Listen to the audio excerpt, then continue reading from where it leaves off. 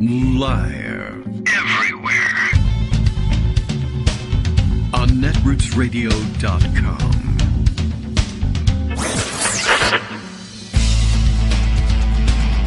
David Waldman. Kagro. In the morning. Now, here's David Waldman. Hey, good morning, everybody. How you doing? It is Wednesday, March 20th. 2024, time for another show. Lots of 20s to talk about. Lots of other things to round up for the day. Many things happening. I'm going to immediately grant a stay of my stay, of the lower court stay of my administrative hold on the rest of the show. And on Greg Dworkin's appearance on the show. He's got a raft of stories coming up, and I'll allow it, I'll say, but only after 6 or 7... let's say, administrative diversions in all this. And we appeal it to the Supreme Court directly. Oh, and by the way, just do this thing. No reasoning provided. All right, yeah, another day to struggle through with strained voice, just so we don't fall behind. We'll see how Greg is doing. I'm on the mend. I mean, I'm feeling a little bit better, but the voice will take a little while to recover. And, of course, I've been pushing myself to try to recut some new recordings of our little breaks that we use in the podcast and sometimes during the live broadcast as well, reminding you that, you can donate and to support the ongoing effort here at the show at our Patreon. You can, of course, as always, record your own segments for the show. Always appreciated. And it's time to refresh some of those things. And I was kind of resigned to, hey, this really needs to, these things need to be refreshed after however long it's been. And all set to do them.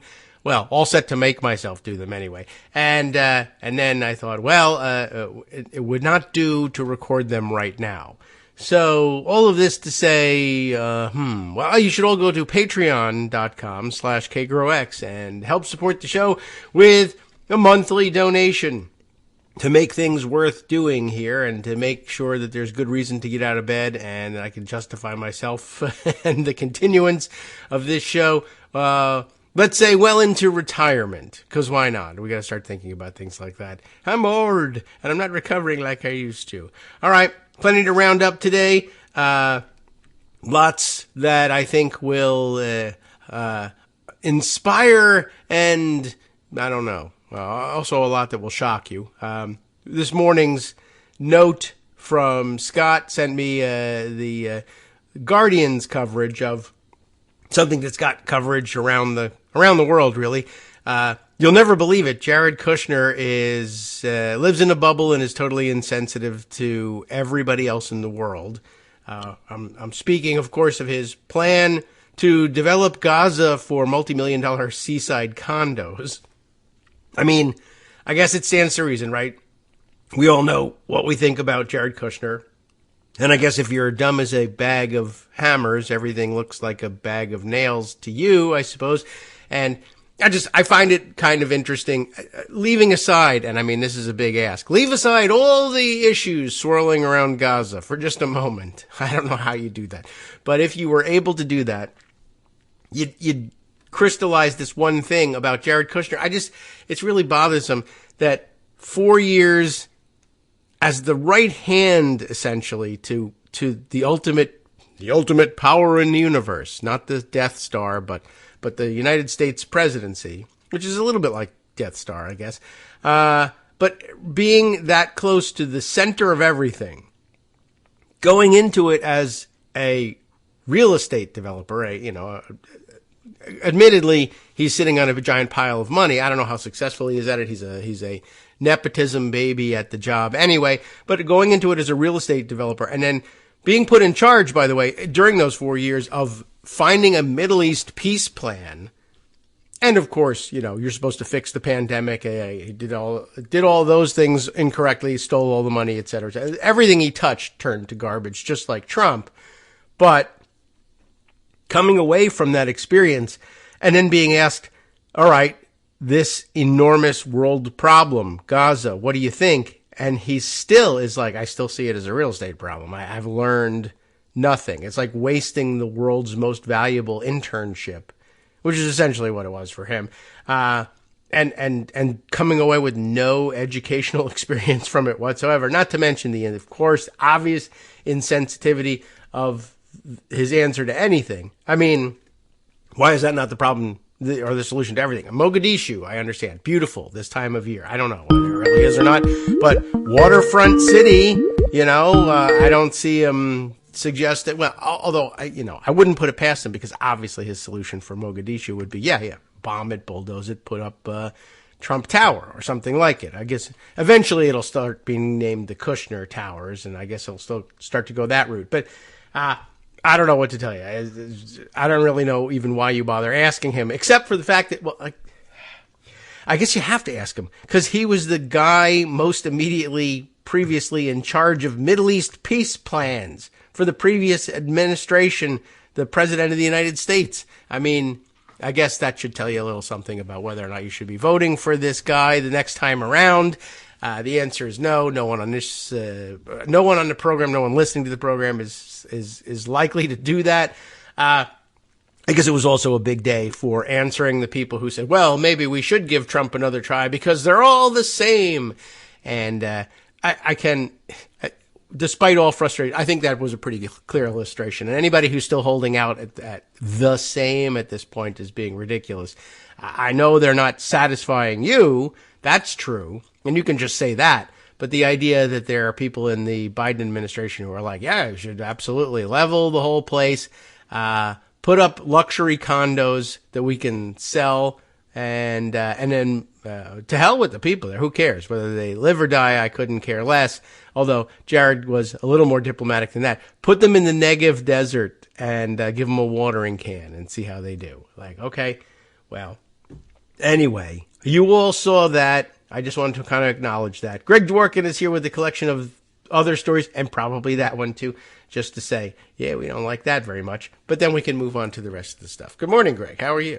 Good morning. I have to say, you'd at first think, and nobody would fault you for thinking, that Jared Kushner is a unique blend of amorality and insensitivity and stupidity.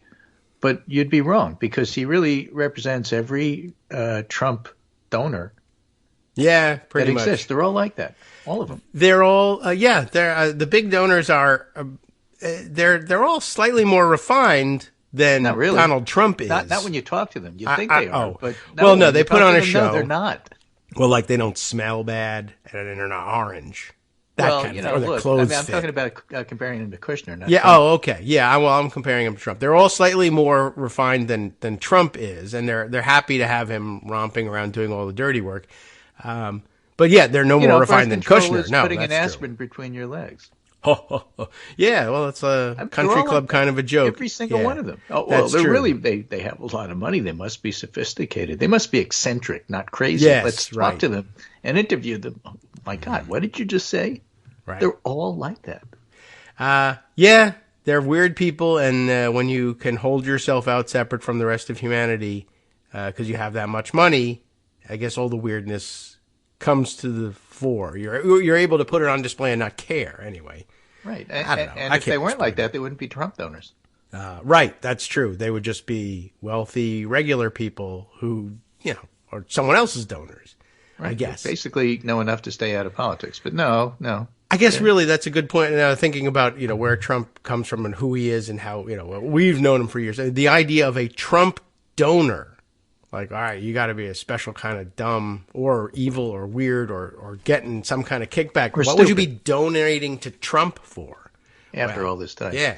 So anyway, even before I want to start by finishing up. Well, all right. Bye. The thing I want to finish up is the thing we talked about the other day on Monday. The uniqueness of New Jersey. Oh, all right. You may recall, for those listeners who listened, and for those of you who didn't, you may New also Jersey recall has a very special ballot. Yes. Whereby, in the first column, each county in New Jersey gets to endorse you. Yes. How many counties are there? I learned this when I was in fourth grade. There's a bunch. So there's not only it's known as the county line, sometimes just the line, that's capitalized TL. And it usually goes to the machine candidate, and Andy Kim is challenging that. Yeah. Not only challenging that by winning primaries or caucuses or conventions in Or whatever individual they have. counties, but he's also challenging it in court. And the news over the weekend was that the It is New 21 Jersey counties. Attorney General agrees with Kim and wasn't going to defend New Jersey's practice. Now, this story comes out yesterday from Insider New Jersey, Insider NJ. Oh. Legislators prepare to design new ballots for New Jersey voters. Fabulous design. Lots of light, windows, etc. Yeah, but in other words, they caved. So here's a very short Hey. statement. We've listened to Right. the public debate, yada, yada.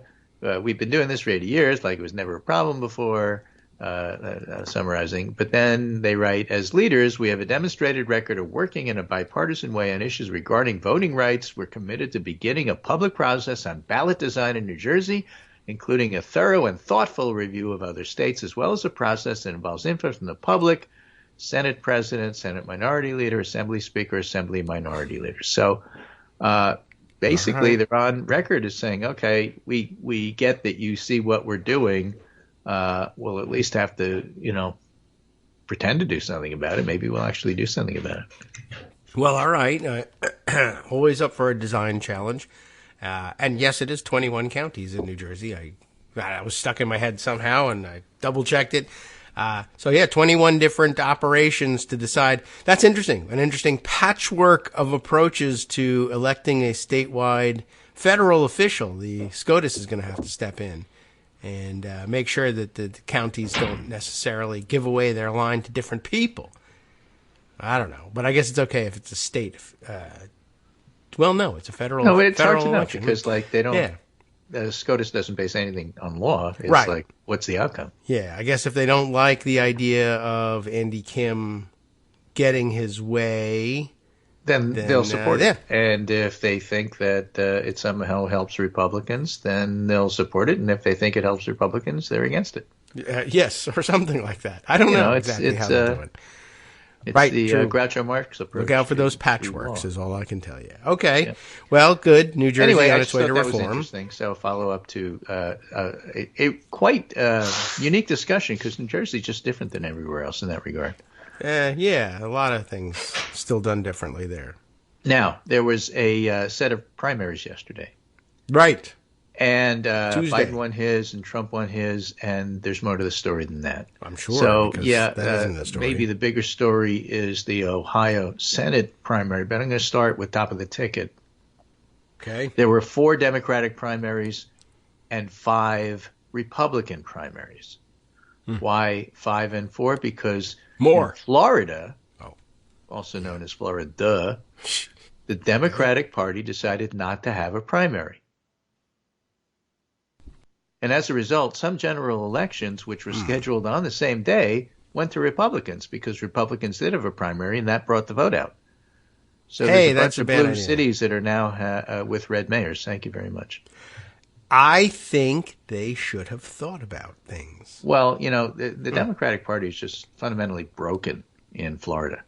I And guess that's so. why talking about, cow. the Biden campaign is thinking about Texas and Florida. They have enough money to play in those states, but in Texas maybe they should run, and in Florida maybe they should just rebuild completely guess. from the bottom up. New York Democratic Party, weird. Florida Democratic Party, very weird. And Very strange. I think maybe they need to stop. They should cut off direct flights between the two until this disease clears itself up. Yeah, especially over the winter. So the Republican primary results, and these are the reported margin as of this morning. Okay, Florida, Trump wins by 67, Kansas 59, Ohio 65, Illinois 66, Arizona 59. If you find those numbers not especially impressive, well, how about on the Democratic side? How about it? Kansas, Biden wins by 74, Ohio 74, Illinois 88, Arizona 86. In contrast, you can see Trump isn't doing as well as Biden relative to his own party. Yes. So And why Biden's is in that? trouble. Because Nikki Haley and Ron DeSantis are still cleaning up votes. Oh. Listen to these numbers. This is Florida. Closed primary. There is no Democratic primary. There's only one place to vote, and you can only vote if you're a Republican. Trump gets 81. Nikki Haley gets 13.9. Ron she's DeSantis gets 3.7. And he lives there. Basically, and he lives there. But my point is, like 17% of the electorate in Florida decided not to vote for Trump. That's like to a big leave number. their house, in Kansas, but not vote for Trump. It's 21. 16 right. for Nikki Haley and another 5 for none of the names shown. Oh. All right? All right. In Ohio, Trump Hidden gets 79, Haley gets 14, DeSantis gets 3.5, so it's another 17.5, 18 there. Illinois, which isn't really a swing state, Trump gets 80, Nikki Haley gets 14.5, and DeSantis gets 3. In Arizona, which is a swing state, Trump gets 78, Haley gets 19, and DeSantis gets another 1.5. So the point is, these people who aren't running are cleaning up 20% of the vote. On the Democratic side, remember, there's always protest votes. On the Democratic side, it goes from like 9 to 13%. But in any case, not as much as Obama's protest vote when he was running the second time. Wow. So there's not much to say on the Democratic side. But on the Republican side, just to put this in perspective, this is an NBC News exit poll for Ohio. Republican-only primary voters. Okay. Okay, just Republicans in Ohio. 11% said they'd vote for Biden in November, and another 8% said they won't vote for anybody. Okay. Hey. There's your 19 right there. I got your 19 right here. I see it. Okay. All right. So the idea that, well, you can't know anything about these primary votes because they're not the same as general election vote. Well, these people are. Well, it's true I that guess. the general election is a different group of said people, they were, but what it is these people plus others. Yeah, and the others, in the case of a Republican exit poll, the others are voting for Biden. Well, Generally. what I'm saying is you can get people who didn't bother to participate in the primary who are going to add to the general election pool. Okay. And they may lean Trump. But this group is absolutely voting, and that other group, I don't know if they will. That's true. That's a good point. Again, this is a measure of people who made up their mind to leave their house knowing they were throwing their vote against the wall, right? Voting protest in a because it didn't really matter, and Trump they went was gonna anyway. romp in. And I'm saying, okay, fine, maybe 19% won't vote, but what if it's half of that? What if it's 10? 10 is a huge number in this context. If 10% of Republicans don't vote for Trump, and they in fact vote for Biden, he's going to lose big. Yes, Trump Not Biden. Will lose big. Yeah, it's just the New York Times is now running with the headline. If 10% of Republicans vote for Biden, Biden will lose big. That's what I heard. Yeah, right, exactly. So weird stuff. G. Elliott Morris reminds us that at this particular point in time, Obama was running behind McCain by about 1.5 points. Okay. So, you can't pay too much attention to the polls. The last 5 out of 6 have Biden ahead, and still you can't pay too much attention to that. But at the same time, G. Elliott Morris also points out that there's something pretty significant about where the anti-Trump vote was. For example, Maricopa County, 22% voted for Haley. In Franklin County, Ohio, 22% voted for Haley. And in each, there's another 2 to 4% that voted for DeSantis. So you're talking about 25% of the Republican population who would not vote for Trump. DuPage County, just out of Chicago. Again, Illinois, not a swing state, but same thing. Trump gets 72, Haley gets 22, DeSantis gets 4. So a quarter of the suburb Republican vote here is not voting for Trump. And guess what? That's what we're going to see in the fall. Well, all right. Let's get to it already, although I would like to have a summer. Might be nice. Okay. I do look forward to that collapse, and it can't come soon enough. That's what I say. Like his trials, and yet that apparently is not happening at any time soon, but okay. We'll go to the polls regardless. I think everyone has read the newspaper. Yeah. In the meantime, over in Ohio, former car dealer, I love this, former car dealer Bernie Moreno. Everyone loves car dealers so much. The thing is, the Republican car Party, dealer it's crazy. Is the quintessential Republican. Yes, except for Don Biden. Self-made, didn't go to college, lots of money, and doesn't really care about anybody else. And Now made my money by screwing you. Okay, that does sound Republican. Anyway, Bernie Moreno, who's got some issues, apparently. Yeah. He's been caught having an adult friend finder account. That doesn't sound good. That sounds like one of those. Which he said, I didn't do it, things. my intern did it. What? That's what he said. I don't even know how does that work as an excuse? I don't know. Your intern pretended to be you? Yeah, something like that. Or you were like, I need an I account, haven't make followed me the one. ins and outs of the whole thing. But in any case, he wins. He beats Matt Dolan, the establishment candidate, who was backed by DeWine and Portman, whereas J.D. Vance was backing Moreno, as was Trump. And coming in a distant third was Frank LaRose, who tried to break the Ohio voting system in favor of Republicans. He got no love for it. Mm-hmm. And so Sherrod Brown gets the candidate he wanted to run against because Moreno's a nutcase. All right. And that means that Sherrod Brown has a decent chance of winning this. And so that's really the information that comes out of Ohio. And there's some other interesting races there. Marcy Kaptur, who's a veteran, she's going to run against a Trumper named Derek Merrin. All right. Okay. In Illinois 12, again, Illinois not a swing state, but Mike Bost, who's a current incumbent, looks like he won his race. He's winning by about 4 points with 90% of the vote counted. And the person he was running against was Darren Bailey, a right-winger who Matt Gaetz was supporting. Okay. So the Freedom Caucus loses again, just like they lost with trying to stop any kind of funding for the government. Yeah, that's good news. So, some interesting things. There's still Ukraine, how are we going to do this stuff playing out on the floor of the House? But, that's a different issue altogether. I think that the main thing to take away from the primaries is, yes, Trump still has a hold on the Republican Party. But on the other hand, there's a lot of people in the Republican Party, a lot of people, like hundreds of thousands of votes and voters who don't want to vote for him. Yeah.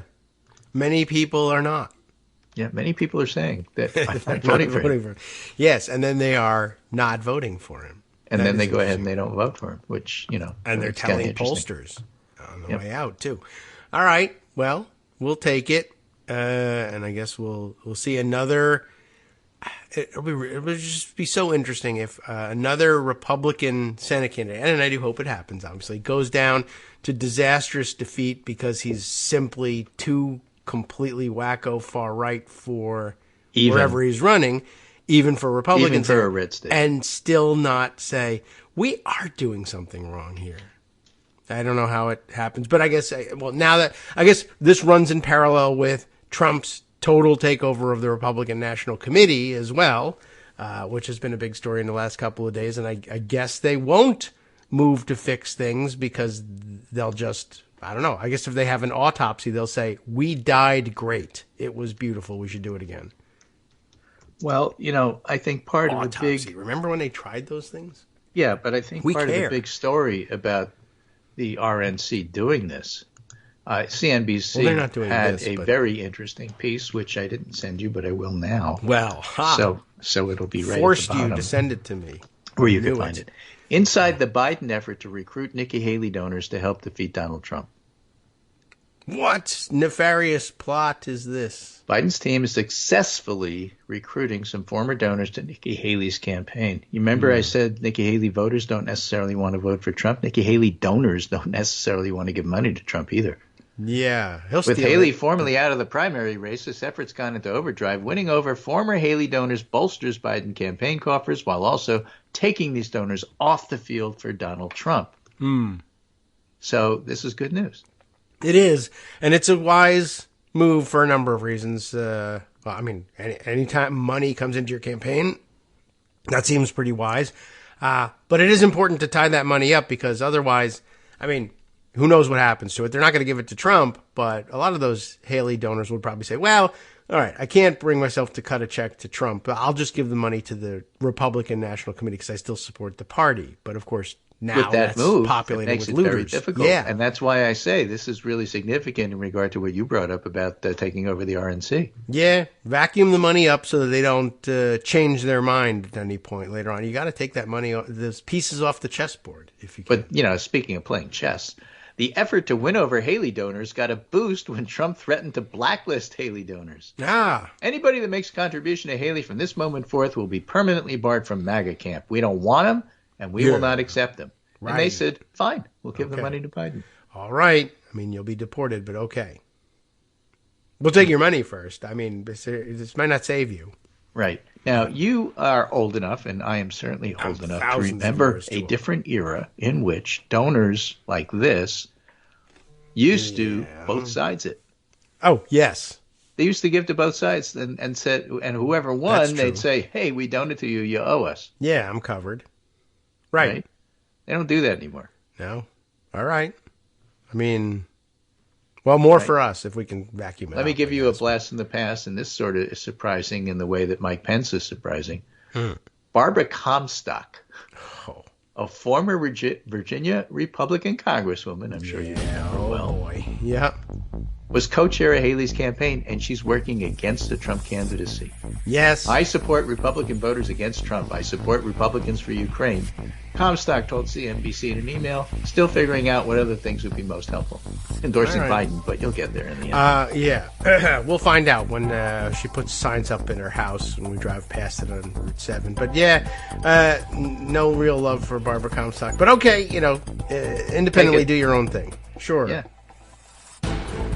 Hi, everybody. It's me, David Waldman. Yes, the same guy who interrupts you all the time. Interrupting you one more time just to tell you again, another reminder that your contributions are what keep this show on the air, and Patreon.com, Patreon.com, is still among the easiest ways to make the sustaining subscription donations that keep us afloat. Are you ready for the pep talk about how our Patreon campaign is still going strong and growing? Well, too bad. Yeah, the plain fact is we actually are headed in the wrong direction, and whereas we once had about 175 monthly patrons, we're now actually down below 150. Time to recruit some more. Not exactly the kind of news I wanted to share, but there it is. For those of you in a position to support the show, Patreon.com does make it easy to make those secure, recurring monthly contributions to do so. Patreon.com/KagroX gets you straight to our donation page. We've been through a lot together. The worst of the pandemic, we hope. The worst of the insurrection, we hope. So go ahead and treat yourself. You don't need an excuse. Give yourself the gift of a little something you enjoy in life. Support the show. And of course, if you happen to prefer using PayPal or even the Square Cash app, we're up and running on those options too. So thanks again, everyone, for all your support. We couldn't, or at least shouldn't, do it without you. Hope you'll be on board soon too. Thanks for all your support.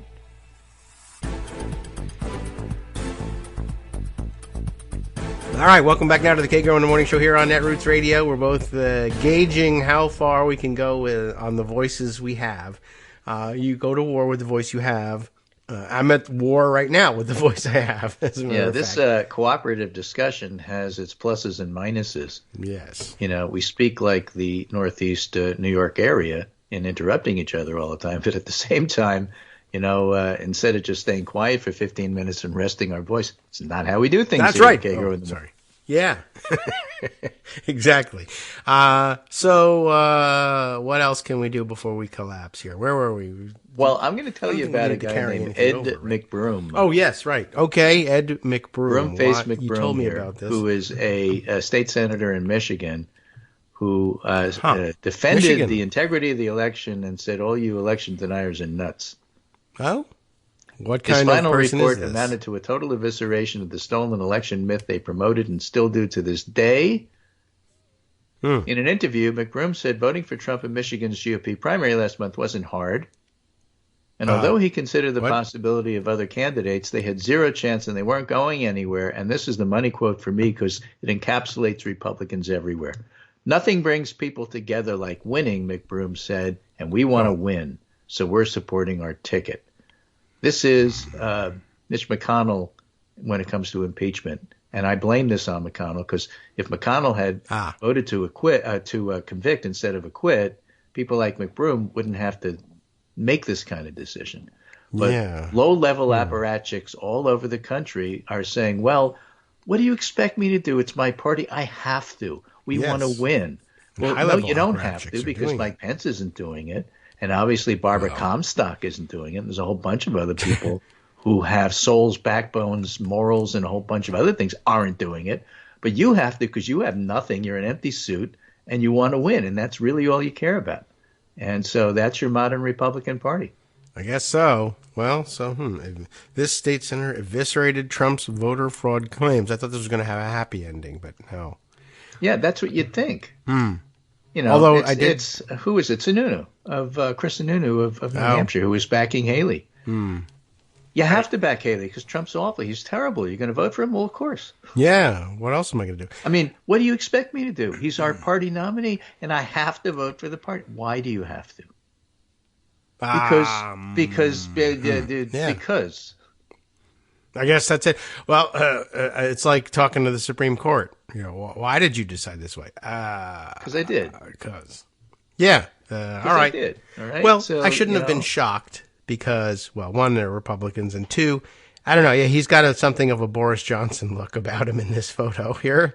Something. So maybe I could tell. There's weird hair and dead eyes. So some other little quickie things here before we get into Bloodbath, which I want to talk about a little bit more. All right. Mark Jacob tweeted this, which is a reminder that Paul Manafort is back in the news. Donald Trump's $454 million civil fraud penalty is equal to about 42 billion rubles. No doubt Team Trump has already done the math. Yeah. That's right. So they can make it easy, and that's what their donors will have that question. How many rubles is that? You can't go into an ask without knowing what the ask is.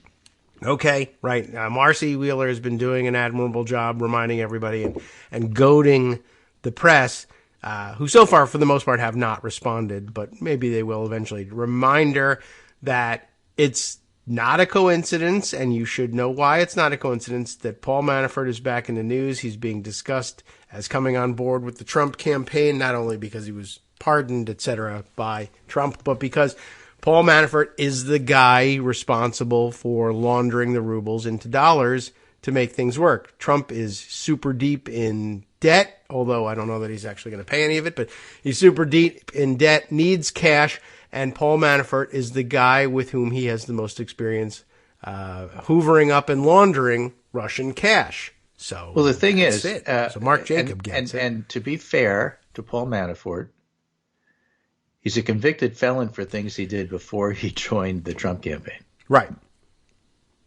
That is true. And then he also wasn't did convicted a couple things for them as well. For things he did while being part of the Trump campaign. He was picked up by Mueller, and Mueller prosecuted him for things Mueller found out about. And, yes, everything you said is true, but not necessarily directly tied to the Trump campaign. He's just a lowlife, and he was before joining Trump. However, yes, and then after. This is interesting. CNN says former Trump campaign chairman Paul Manafort is in discussions to help with re-election effort. As you point out, he's a conduit to Russian money. It's the only thing he does. But this was how CNN described him, which I found incredibly annoying. Manafort, who was one of several individuals who ran Trump's 2016 presidential campaign, he had to quit when he was found out, was pardoned by Trump after being found guilty, get this, of several financial crimes in 2016. Yeah, there were others too. Financial crimes. As to those several financial crimes, Todd Zwillich, and I have all of this in the pundit roundup, but again, let me give it to you here so you could read along as if you were listening at home. Thinking about Paul Manafort, reporter Todd Zwillich says, journalist, no repetition of Russia, Russia, Russia obscures the bipartisan GOP-led Senate Intel Committee report, page 943. Manafort strategized with and gave campaign info to a Russian agent during ongoing interference operations in the 2016 campaign. My point is, he may have been indicted and pled guilty to things he did prior to joining the Trump campaign. But this Senate Intel Committee is talking about what he did while associated with the Trump campaign. Yes. Okay. He gave campaign information to a Russian agent during ongoing interference operations in the 2016 campaign. And as the Senate Intel Committee report said, these are stubborn facts that cannot be ignored. Marco Rubio chaired this. Manafort was a key part of Trump's willing acceptance of a foreign adversary's assault on the United States, quote, in exchange for advancing their own self-interest. And here's the direct quote. These are stubborn facts that cannot be ignored, said the committee report. They build on the committee's bipartisan findings in Volume 2 and Volume 4 that show an extensive Kremlin-directed effort to covertly help candidate Trump in 2016, and they speak to a willingness by a major party candidate and his associates in the face of foreign adversaries' assault on the political integrity of the United States. Welcome that foreign threat in exchange for advancing self-interest. Wow, this that is sounds what like collusion treason. looks like. Senate Intelligence Committee report on Russian active measures campaign chair Marco Rubio said. What? He's not consistent on this, I don't think. No, but collusion sort of last in the past reminder of who Paul Manafort is, what happened at the time, and calling it a Russia hoax is bullshit. Yes. Always was. But just a good reminder, why are we being reminded of it? Because Trump decided to talk to Paul Manafort. Yes, the guy who did this thing. And by the way, kid gloves treatment to even say that this is what collusion looks like. It's what treason looks like, honestly. Giving away or the willingness by this person to participate in a foreign adversary's assault in exchange for their own self-interest. That you bribed me to help stage an assault on America's political system. Right. And for why is a this foreign so relevant? adversary? Because as Timothy O'Brien writes in Bloomberg, Trump's empty pockets make him an overseas mark. Yes. The financial squeeze on the former president, who says he can't come up with the dough, intensifies his threat to national security. He wrote cash. I say dough. Yeah. Oh, okay. Well, I thought you were all going all 19. David K. Johnson reminds us that we're supposed to tell you when somebody else said something and when we said something. Otherwise, it's not totally accurate because, he's a reporter and I'm not. So I just thought I'd clarify that. I am almost always doing that. So there, I've clarified. So we've learned from him. Yeah. He's 100% right, and he's 100% I have 0%. It's really hard to do all the time when you're talking about a podcast. I do it about no times at all. Occasionally, I will say that's not what this guy said. It's usually because they've said something I would have to censor, but you get the idea. Yeah, these this is some interesting, and there's so much power in the language people use to describe these things. I was just thinking about the idea of labeling Manafort's transgressions as being financial crimes. I'm calling Bob Menendez right now. These are just financial crimes. People don't care about No, these crimes. are just transgressions, minor transgressions. Right. Look, it's an accounting issue. I didn't put, the price of gold, it changes all the time. I couldn't disclose the value of it. I didn't know it was going to change. Look, these are just finance issues, a little bit of accounting. Right. And it's really funny that you should mention language here. We're using it the now. next topic I wanted to tackle was this whole thing about bloodbath. Oh. What's really interesting to me is that after Trump made the bloodbath comments, there was outrage. Then there was counter outrage about, you're taking it out of context. And then there was counter outrage from the media, who actually pushed back pretty darn hard. Okay. And said, no, we got it right. Because if you step back and look at the whole big picture, including starting the rally with a January 6th chorus and talking about hostages, everything we said is right. Yes. We are not backing down in the face of MAGA criticism. They got really upset, and it wound up being a 3-day story.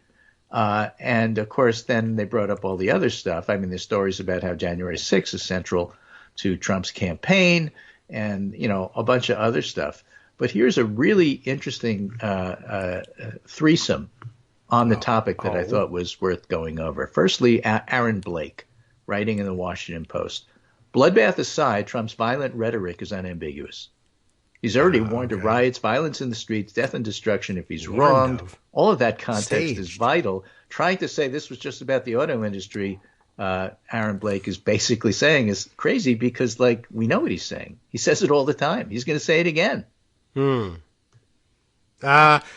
Yeah, and we shouldn't really even have to be going through this exercise. There was a time when the reporter community was personally affronted by January 6th in all respects because they were physically threatened at the time, but they've forgotten that. But see, my point here is that rather than back down Yes. and use are. weasel word language like CNN did about financial crimes, Yes. basically the press said, no, he said this, he meant it, and he means what he says, and he says what he means. For example, anyway, I'll take it. In the next piece I have here called Context Collapse by John Alsop, writing for the Columbia Journalism Review, he says, as I've written before, the debate over whether to carry Trump live, while important, also rests on a false dichotomy. There's different ways of carrying it. And whichever we choose, we'll still always have to decide how to talk and write about what Trump says.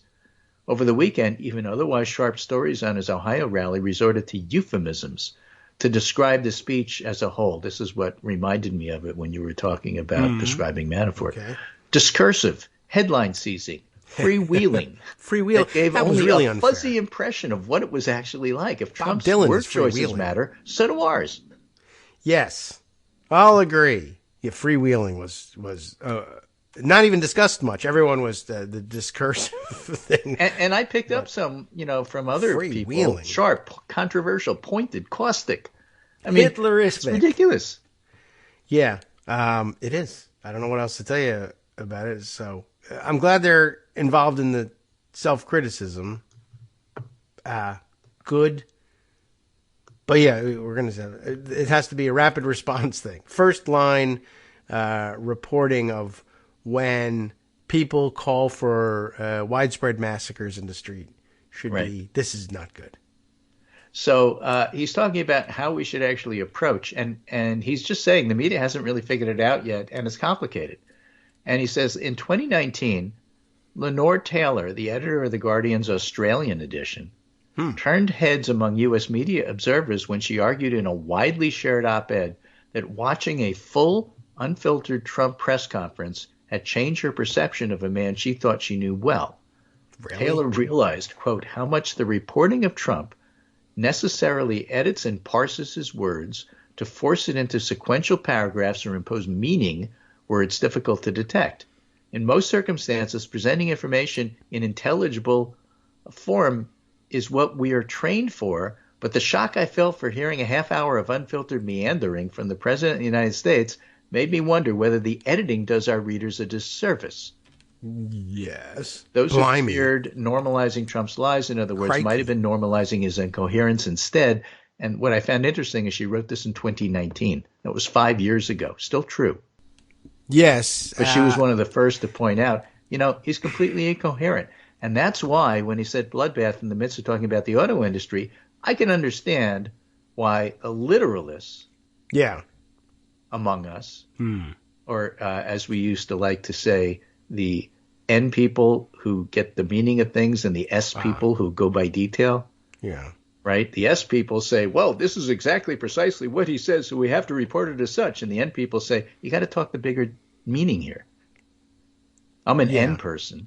Okay. And so I look at it and say, and these are, personality traits, S and N, right. Which we've talked about on the show before. Mm-hmm. But the point is here that you look at the bigger meaning and you can see what's going on here rather than, well, he said bloodbath right after he said auto, therefore that must be what he's referring to because no. There's lots of blood in autos. But how could this happen at all? Because you're trying to read a transcript instead of looking at the fact that he's not only vague, but he's completely incoherent.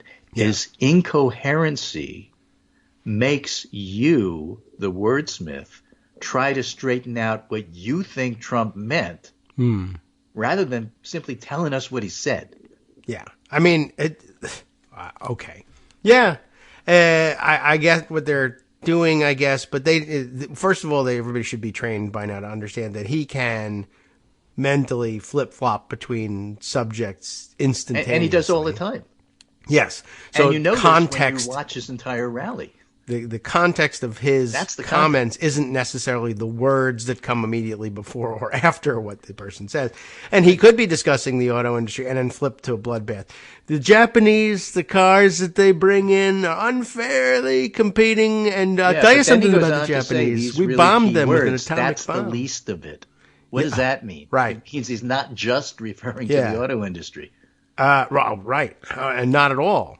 In fact, and so, yes, but, if you look at the word sequence, the auto just came closest to bloodbath. Therefore, he must have been referring to that, because to think otherwise would be, hello. Well, what's the word sequence think of otherwise. Man, woman, person, TV, camera? Exactly. There's a sequence, but I don't know. What does it mean? So Alsop goes on to say the reason this debate has cycled on for so long is because there isn't a satisfying answer. Giving our audiences more direct exposure to Trump comes with legitimate benefits and legitimate risks, as does filtering that exposure. One could reasonably fear, meanwhile, that both scenarios might redound to Trump's advantage in different ways. The debate will surely continue, but it strikes me now, as always, journalists have certain unavoidable responsibilities in how we frame the story of Trump's language, and these come back to the essential element of bloodbath controversy, context. Ultimately, journalists cannot and probably should not make voters feel a certain way about Trump or even make them pay attention. But we can make sure we're presenting the full truth of his remarks to those who are. And this could involve broadcasting more of his words, but it doesn't have to. To me, the Ohio speech wouldn't have cleared up precisely what he meant by bloodbath, because his words during the section were rambling, ambiguous, and broadcasting the whole speech would have exposed viewers to all the other things Trump did and said, not least saluting the January 6th insurrectionists. But news coverage summarizing the speech did that too. At least some of it did. So as I've written before, the debate over whether to carry Trump live, while important, also rests on a false dichotomy. There's different ways of doing it, and whichever we choose, we'll still always have to decide how to do it. Over the weekend, even otherwise sharp stories, using headline-seizing, discursive freewheeling, as I said before, that only gives you a fuzzy impression of what it was actually like. So we have to be more careful. Yes, to say the least. And, getting past the literalism for context. I mean, literally, what was the context of January 6th itself, literally? It was a huge insurrection, violent insurrection against the government, but it also occurred during the Christmas and New Year's holidays, and that's the most immediate that's context. A classic look. You can't just take him literally. You have to take him seriously. Yes. What does that mean? It means he seriously said bloodbath, buddy. It's probably best if you don't take him literally on most things, but I don't know. I don't know how you could at this point still be debating it. How many times? I mean, the record is replete. We should beat the hell out of that guy, and I'll pay your bills, your legal bills. Margaret Sullivan. Sure. Context, please. In her newsletter on Substack. Yeah. And she also writes for The Guardian now. She used to be the public editor at New York Times, for those who don't know. She's very good. And summarized everything, including John Alsop's take, and said, this is my take and my bold-faced hype. The legitimate media needs to figure out how to get across clearly to the voting public, the ones that matter, the consequences of electing Trump again. Okay. And I don't think this is happening right now. Right. But people are fighting hard to try to, criticizing the press for not doing it, whether or not it's sinking in some places, yes, but they're not the editors, I guess, for whatever reason. It's not working with them. Yeah. So I thought those three articles were worth summarizing and going over again. And again, having watched nightly news on ABC and getting a snippet of what's happening on NBC, our CBS affiliate is very difficult to watch in Connecticut because it's almost a fringe station. That's weird. So, it's not easily findable. However, that being the case, ABC did a really nice job in covering this in context and did not bow to MAGA pressure to try to soften what Trump said about bloodbath, and they covered it for several days. And, they also covered Mike Pence not endorsing him, which I think was important. And given the results of these primaries and a continuing anti-Trump vote in otherwise decided primaries, even closed primaries on the Republican side, I think it's worth highlighting all of that. Okay. And that's it for me today. All right. Just about gone, but we'll try to save some for tomorrow. All right. Yeah, we'll try and come back tomorrow and discuss yet more. That's can we take you literally in that? I think tomorrow we'll know what the context is. So long as you don't take me seriously. Okay. Well, all right. We'll hold you to that. And if you don't show up tomorrow, then the context of today's comments was something totally different. And we'll just explain it that way. It's that I used up my week's allotment of voice today. Right.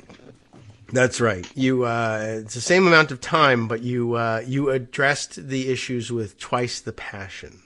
So that's it. Maybe. I don't know. We'll figure out an excuse for you after the fact. That's the way it works. Okay. Well, what'd you expect me to do? We have that for you. And you don't have to strain your voice. We can just have somebody else do it for you. What the hell is supposed to do, you moron? Exactly. Exactly right. All right. All right. We'll try and talk to you tomorrow. Okay. That's bullshit. You will try. I'm not saying you won't. Okay. Now, charging forward. Let's see. There's just so much. Is there anything else that was? Well, I'm sure that there are some things that we missed from the list, but we can address them tomorrow. And let's see. Before our next break. Yeah. So, I mean, do I go back and I didn't actually read the Guardian article among the many others about what Jared Kushner said. Is there anything else that needs to be mined out of there? I mean, it was what it was, but yeah, I don't know. I don't think so. I don't think we're going to get anything else out of it. But I have the article just to prove, in case you somehow missed it and you're like, what? I need proof that Jared Kushner. Well, you probably don't need proof that Jared Kushner would say such an insensitive thing, but I want to see it in print. I have it for you. Let's see, a couple of other things that we might shoehorn in before our break. I got to open up some of these. Oh, yeah, right. Now, I don't know if we're going to be able to explain exactly what happened with the Supreme Court in time to fit it in before the next break. We might have to leave that for the other side. But there were happenings in court everywhere, in Supreme Court and in Florida with Aileen Cannon. We have to try and straighten out. And, oh my gosh, I'm just looking around here to see whether there's anything we can do in the next few minutes. And I think that there's not. Oh, yeah. Oh, you know what we could do? We could revisit Peter Navarro. The Peter Navarro story. So, yeah, yesterday was report to prison day for Peter Navarro, and you'll recall that I was looking all over the place for what time was he supposed to report to prison, because I don't know. I fixated on that, and I just thought that was an important detail. Why aren't we reporting that? By a little after the end of the show, there were finally some reports available that said, for the record, that he was supposed to. He had, I guess, until 2 p.m. Eastern time to report to prison. And so I guess he did. Although, honestly, there wasn't as much, coverage as I was looking for of him actually reporting to prison. But I think his PR people did an admirable job, what they decided to do. Everybody thought it was so weird. He had a press conference before reporting to prison. And he just, I guess, had it for reasons of convenience close to the prison, which, interestingly, people were making a big deal out of it, that it was a very undignified setting, because it was in a strip mall, I guess, nearby. And there was being reported it was near a Papa John's and a this and a that. And how could you, it's reminiscent of the Four Seasons total landscaping thing. Now, interestingly, they did not have it at the zoo, which was already in the news about being in close proximity to this prison facility. I don't know why. Maybe the zoo just wouldn't make themselves available. But anyway, he had a press conference, which I think was wise, because then the press got all of the footage that they needed to illustrate the story on television news without a picture of him either entering a building in handcuffs or being escorted into a building that was labeled a prison. I don't know whether anybody got that footage in addition anyway and aired it. Instead, they went with the weird, combative, complaining, defensive, and weirdly set press conference, which is actually, I think, a PR triumph for him. But I did put aside an NBC News article that says that, 2 p.m., I guess, was the deadline. He had been directed to surrender to the Bureau of Prisons by 2 p.m. Eastern Time on Tuesday, and I think he went a little early because he wanted to have this press conference. So, that's what they described. Navarro held a press conference in a strip mall parking lot down the street from the facility. Near a Papa John's, Navarro gave an extended speech airing his grievances against the government and his prosecution, painting himself as a victim of political persecution. And people thought that was really a wry twist to it to say that he did it in the shadow of a Papa John's somehow. Although I'm curious about what else was in there because, I don't know. It must be a hell of a shopping center if the biggest name you can pull out of it is Papa John's. But then he, complained about the whole thing and it was terribly unfair, et cetera, et cetera. And I don't know, the paltry results and the weird setting, I guess, was supposed to, it made him look funny, but I do think that in the end, thinking about it, from a PR perspective, I don't know. I haven't seen any pictures of him walking in with, Bureau of Prisons agents with their hands on their shoulders. I don't know that we were ever going to get a handcuffed thing going into a minimum security facility. But I don't know, something of him passing through a door threshold somewhere that said Bureau of Prisons on it would have been worthy of doing. But instead, everybody thought it was so funny that he was near a Papa John's. So to me, big PR victory for the Navarro team on that one. And maybe his prison consultant helped him come up with that solution. All right, let's see. Other things that I'm just looking ahead now. What else should we be taking apart? We'll be doing it after the break, of course, but a lot of these things in pocket that I wish. But the feature I need is to be able to insert descriptions into these social media entries that I park here that just show up as, well, something from Blue Sky, something from Blue Sky, something from Blue Sky. Just say JavaScript required. I understand why, but all right. Well, let's see. We're getting some sense of how we can shape up. We should really clear up what was going on in the courts yesterday, and we can do that when we have a full segment spread before us after the next break. Good opportunity. 1 minute to rest the voice. We'll be right back.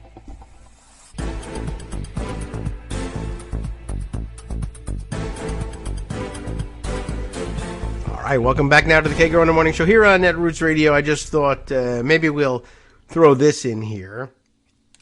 There's the remarks that I found via Blue Sky. Dan Gates here. Who's Dan Gates? I don't know.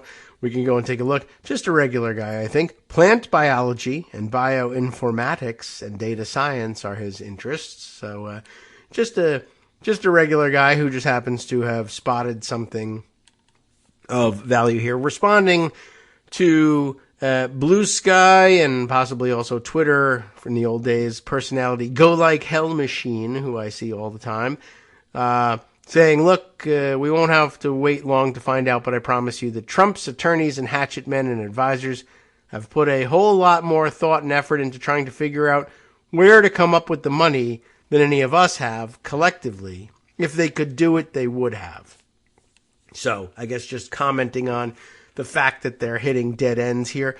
Dan Gates, though, adding this comment that I thought was of interest because it came with a clip from Forbes magazine saying, I'm not saying it will get really, really bad really fast, but Rudy's last 4 months or so seem like a case study in how bad it can get fast. And pointing to a prior post of his, including this Forbes magazine screen cap, one of the absolute most slept on, hilarious pieces of news in the last 72 hours, he had said at the time, was creditors digging so far up Rudy Giuliani's ass that they were auditing his streaming services. That's not exactly what you thought might follow getting so far up there, but That's what it is. And it's no metaphorical thing. It's literal. Here, the clip from Forbes saying creditors criticized Giuliani's inability to maintain homeowners insurance, citing data from his January monthly operating report that shows he's making credit card payments worth tens of thousands of dollars and paying for numerous Uber rides and entertainment such as Netflix, Prime Video, Kindle, and Paramount Plus. Ordinary household entertainment expenses for people who aren't hundreds of thousands or millions of dollars in hock to others and under federal court judgment to pay that money to others. But they're going to audit, see how you're spending your money at least when you're Rudy Giuliani. Whether they'll ever get around to that for Donald Trump, it may take some time, but Dan's point here was, there's some leverage for prying into how you're spending your money month to month when you're under obligation from courts to make these payments. All right. So, that I thought was of some interest. Then there were some other courtroom happenings over the past couple of days that might be of interest. There's, first of all, further developments in the story we spent some time on yesterday. We read Chris Geidner's description of what was happening in the immigration law case in Texas. And eventually, by the end of the day, they had come around to removing the stay, allowing the law to go forward, as ridiculous as it was, only to find that the Fifth Circuit Court of Appeals, now free to allow Texas, thanks to the action of the Supreme Court, to go ahead with enforcing its law, still simply said, for whatever reason, was still like, maybe things are a little bit too crazy down there. Is it a little out of hand to allow states to have their own individual immigration policies and displace everyone's understanding since the founding of what immigration law was going to be, even if there was no immigration law to speak of for the first 100 years of the country, then for the following 150 years, wasn't it always the case that states didn't maintain their own individual immigration policies? Yes, it was. So while most people then spent the afternoon saying, hey, this really is totally insane. And I sympathize with the law professors out there who have to deal with this and have come to the realization, eventually have got to come to the realization, if they haven't yet, that everything that they have learned, they were pre-wrong about. And everything that they've taught their students, they were pre-wrong about. Somebody actually had a pretty good statement of it. I wonder if I can find it via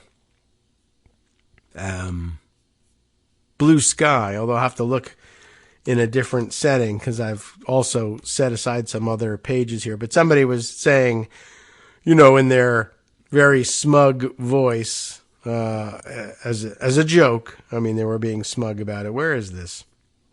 I think here it is. Kieran Healy, who, I don't know offhand, but describes himself as a professor of sociology at Duke University. And he's probably right about that. Saying, with like little brackets here, chuckles smugly, lots of overnight constitutional law experts on here, suddenly confident in their ability to second-guess the Supreme Court and adjudicate the actually quite subtle and contested question of checks notes, whether Texas can have its own foreign policy. Wait a sec here. What the F? Yeah. And that's pretty much where we are. It's a super basic question of federalism and has never been an issue before because it was so plainly obvious and written in black letter language in the Constitution that this was the case. And yet, what if it wasn't? What if we just said it wasn't and let the states do their thing? Well, then there would be problems. And that's where we are. Okay, so let's see. Chris Geidner, we read yesterday, describing the situation, now has the latest information and updated the status. Fifth Circuit puts Texas's SB 4 immigration law on hold yet again. That's the working title here. The appeals court is next holding a hearing on March 20th, and that's today, on whether to keep the law on hold. This flurry of action followed SCOTUS allowing the law to go into effect, and here we go. Summary, he begins, of the procedural complications. There's a new criminal immigration law passed by Texas, SB 4. The Biden administration and organizations sued. A district court issued a preliminary injunction stopping SB 4 from being enforced before it went into effect. Then, the U.S. Court of Appeals for the Fifth Circuit issued an administrative stay on the injunction. Get it? Okay, so first there's a trial court injunction blocking the law from being enforced. Then an administrative stay from the Court of Appeals. The stay isn't on the law. The stay is on the injunction preventing the law from going into effect. So that would allow SB 4 to go into effect. The Justice Department and other organizations went to the U.S. Supreme Court at that point, where Justice Sam Alito issued his own administrative stay on the appeals court's administrative stay. That was at that point, he's trying to say that this would have the effect of keeping SB 4 on hold. The way it's presented here is a little bit awkward. As he says, the Justice Department goes to the Supreme Court. Alito issues his own administrative stay of the appeals court's administrative stay. And then it says, parenthetically, keeping SB 4 on hold. That's the end result of Alito's stay, because the administrative stay from the appeals court would have allowed the law to go into effect. The administrative stay at the appeals court was of the injunction at the court below. So Alito's stay of the injunction puts it back on hold, while the Supreme Court considered the Biden administration's requests to vacate the administrative stay from the Fifth Circuit and keep SB 4 on hold, thanks to the injunction from the district court. I'm having to add in details here in order to help straighten things out. Okay. All of which brings us to Tuesday and this story. Chris is telling us the Supreme Court denied the requests to vacate the administrative stay. And here is where the language of the vehicle they're using makes a difference, right? The injunction blocking the effect of the law comes from the district court. The administrative stay that's blocking something else, what's it blocking? It's blocking the injunction. Injunction, district court. Administrative stay, Fifth Circuit Court of Appeals. There was another administrative stay from the SCOTUS, thanks to Alito at one point. But this way, when if we say administrative stay, we're talking about something different than injunction, and what they have, which one affects the others, you'll have to straighten out along the way. All of which brings us to Tuesday in this story. Supreme Court denied the request to vacate the administrative stay on Tuesday, letting SB 4 go into effect. Before the end of the night, though, the Fifth Circuit lifted the administrative stay, putting SB 4 back on hold. I know it's all confusing because normally you would think a stay, well, I know the language, I know what it means. You're lifting the stay, that means it allows something to go into effect. Why are you saying that an administrative stay being lifted puts SB 4 back on hold? Because the administrative stay wasn't of the law, it was of the injunction against the law. So there you go. That's where we are. The Fifth Circuit lifts the administrative stay, putting SB4 back on hold. Next, though, on Wednesday morning, the Fifth Circuit, that's today, will consider Texas's request, ready for this, to issue a stay of the injunction pending its appeal. So, they're looking for the Fifth Circuit to stay the injunction again, the one they just lifted. Okay, if the Fifth Circuit grants that, which would allow SB4 to go back into effect, then expect the Biden administration and organizations along with them, they keep putting it this way, the Biden administration and organizations. There are non-governmental organizations suing alongside the Biden administration to block this law.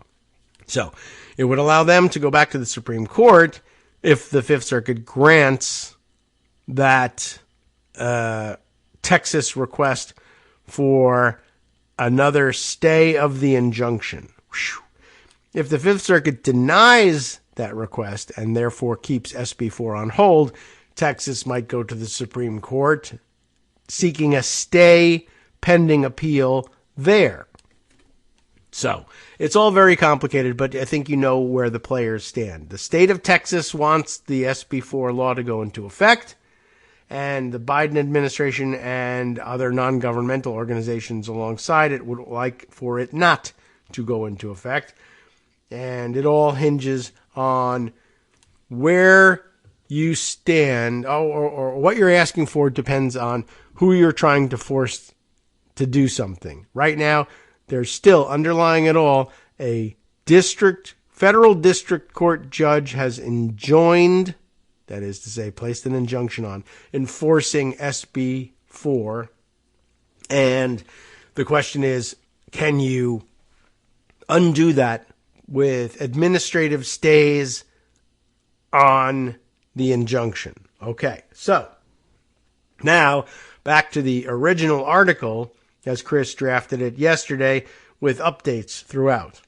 Okay, the U.S. Supreme Court, the U.S. Supreme Court's conservatives have allowed Texas's criminal immigration enforcement law to go into effect on Tuesday afternoon, letting two judges on a 3-judge panel of the Fifth Circuit alter long-standing federal authority over immigration law on the basis of an unreasoned, one-page administrative order. And that's part of what has everybody so upset, not just overturning hundreds of years of federal practice when it comes to immigration law, but doing so without bothering to tell you why or on what basis. Simply an unreasoned one-page order. That grabbed everybody by surprise yesterday, although we've been telling you on the show for a long time. They don't have to tell you anything. It doesn't say anywhere. This is just long-standing practice, and we've gotten used to it, and it makes good sense. But, show me in the Constitution where it says that the Supreme Court has to tell you its reasoning for making a decision. It simply can and should, in their view, make the decision, and that's it. Whether or not they want to add their reasoning, well, that's up to them. But there's no obligation to do so. We've just gotten used to it. How can you understand what the Supreme Court is doing and saying and predict the state of the law in analogous cases and such going forward if you don't have their reasoning? Well, if the answer is you can't, and that upsets you, then I guess the question is, well, so what? Now you're upset. But does it mean that the Supreme Court hasn't done its job or can't continue to do its job? No. It just means that you can't predict anything. Is that bad? It might be a bad policy. Sure. There's all sorts of good arguments for why they should provide their reasoning to you. But do they have to? No. Does it mean that they can rule in arbitrary fashion? Yeah. I mean, it does. It opens the door for that. Are they ruling in arbitrary fashion? I don't know. We don't know what their reasoning is. Does it seem arbitrary if they won't provide reasoning? Yes. Is it necessarily arbitrary at heart? Maybe. Maybe not. They might have good, solid reasoning. Why wouldn't they share such solid reasoning with us if they have it? I don't know. Maybe they want to make you angry. I don't really know. Maybe they're just lazy. Maybe it's not a good reason. Maybe it's a great reason, but they want to F you up. I really have no idea. I don't know. No one does. So, back to the original article. The U.S. Supreme Court's conservatives allowed Texas's criminal immigration enforcement law to go into effect on Tuesday afternoon, letting 2 judges on a 3-judge panel at the U.S. U.S. Court of Appeals for the Fifth Circuit alter long-standing federal authority over immigration law on the basis of that unreasoned 1-page administrative order from the Supreme Court. The Supreme Court announced its decision with its own 2-sentence order that included no majority or even per curiam decision for the court. The applications to vacate the stay presented to Justice Alito and by him referred to the court are denied. The orders heretofore entered by Justice Alito are vacated. Then an update from last night at 11:15 p.m. By the end of the night, however, 2 different Fifth Circuit judges from the 3-judge merits panel that will be hearing Texas's appeal in the case issued an order at 9:44 p.m. Central Time lifting the administrative stay and putting the law back on hold for now. Remember the dynamics of this. The administrative stay was of the injunction. An injunction blocks the law from going into effect. A stay of an injunction blocks the effect of the injunction. Right? So lifting the stay puts the effect of the injunction back online, essentially, blocking the enforcement of the law. Chief Judge Priscilla Richmond, a George W. Bush appointee, and Judge Irma Ramirez, a Biden appointee, voted to lift the stay. Judge Andy Oldham, a Trump appointee, dissented. So there was a Trump appointee on the panel who said, no, we'll do that thing which would allow the law to go into effect. In this case, that would be leaving the administrative stay of the district court injunction in place. The Tuesday night ruling, however, could be short-lived as the judges earlier Tuesday evening announced that they would be considering Texas's request for a stay pending appeal at Zoom arguments on Wednesday. Okay, doing it via Zoom. I don't know why. That's what they are doing. Among other provisions, the law, SB 4, creates a new Texas crime of illegal entry and allows for state enforcement of that law, including removal. This, despite the fact that the Supreme Court's 2012 decision in Arizona versus the United States struck down similar provisions in an Arizona law. But that was then, and this is now, and we want something different. Justices Sonia Sotomayor, Elena Kagan, and Ketanji Brown Jackson dissented from the Supreme Court's order on Tuesday. Sotomayor was blunt about the effects of her colleague's action. Texas can now immediately enforce its own law, imposing criminal liability on thousands of non-citizens and requiring their removal to Mexico, Sotomayor wrote, joined by Jackson. This law will disrupt sensitive foreign relations, frustrate the protection of individuals fleeing persecution, hamper active federal enforcement efforts, undermine federal agencies' abilities to detect and monitor imminent security threats, and deter non-citizens from reporting abuse or trafficking. What do you know? Remember when last week they were boo-hooing about trafficking? Well, so what? Additionally, Justice Amy Coney Barrett, joined by Justice Brett Kavanaugh, wrote an opinion concurring in the court's decision that suggested they could change their mind on the question at a later date. More on that, he promises, below. We know nothing about what Chief Justice John Roberts or Justices Clarence Thomas, Sam Alito, or Neil Gorsuch think about the decision because they wrote nothing. Technically, we don't even know that all of them were in the majority. We only know that at least 3 of the 4 were, along with Kavanaugh and Barrett. The orders came one day after Justice Sam Alito had belatedly, you may remember, this is what we discussed yesterday, extended a stay, keeping the Texas law from going into effect while the justices considered the requests from the Justice Department and from the several organizations challenging the law to vacate what? To vacate the Fifth Circuit's order issuing that administrative stay of the district court's injunction blocking the law. Yes, it's a procedural morass, as he notes, but the short of it is that the Fifth Circuit's order would allow that law to go into effect. Even though they've now decided we have a new order blocking it from going into effect.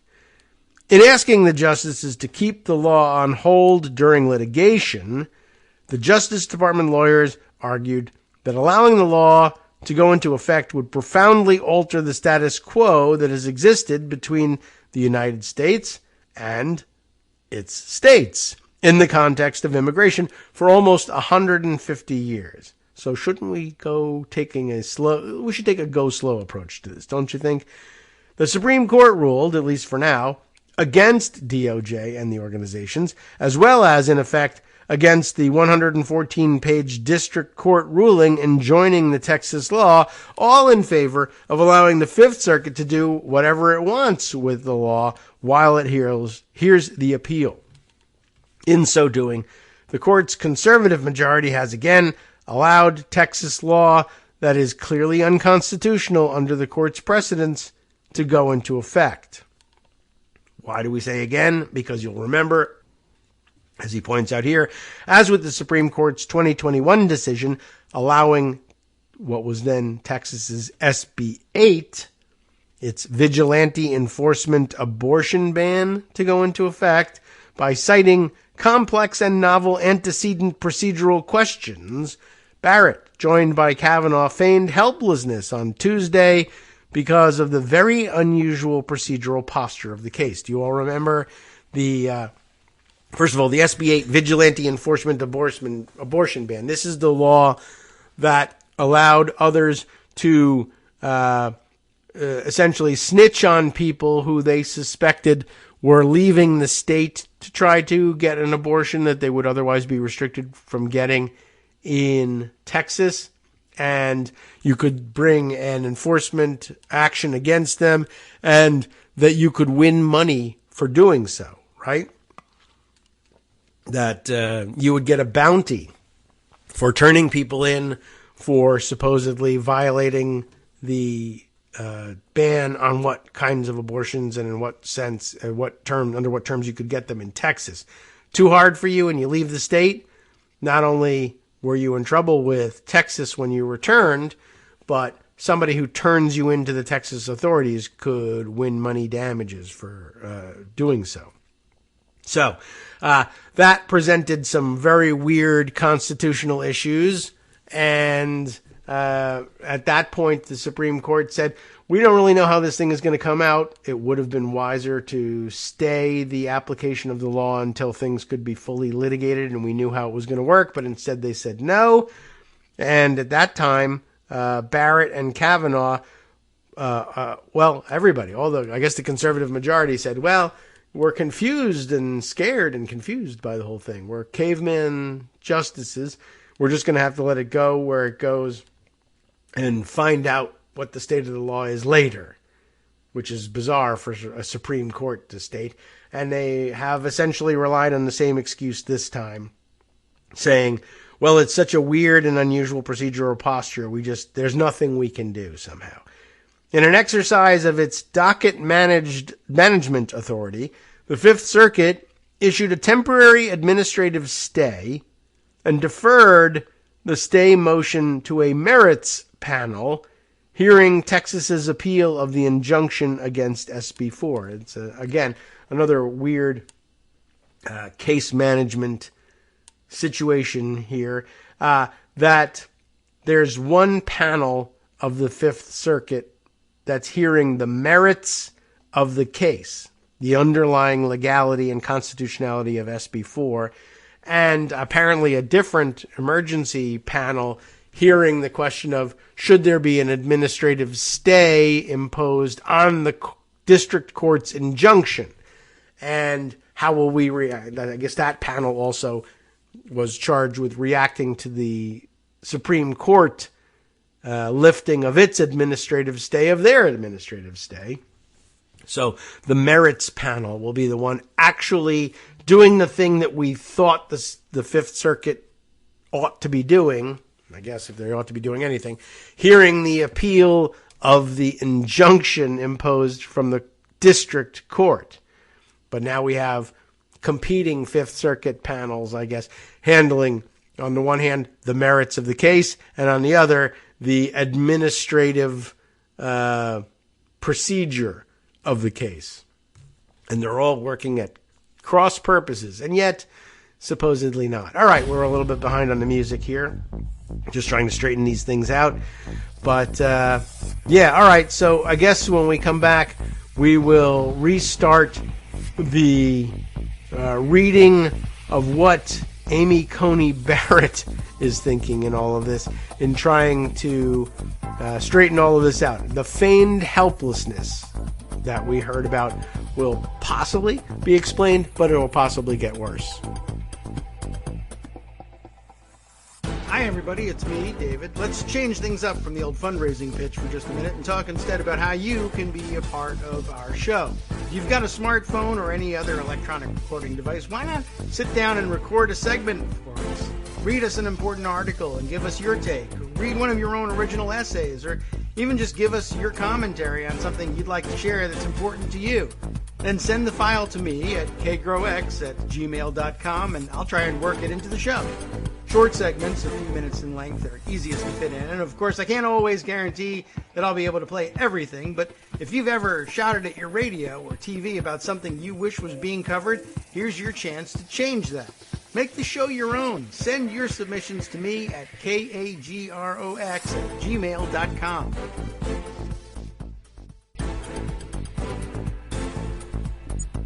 All right, welcome back now to the Kagro in the Morning Show here on At Roots Radio.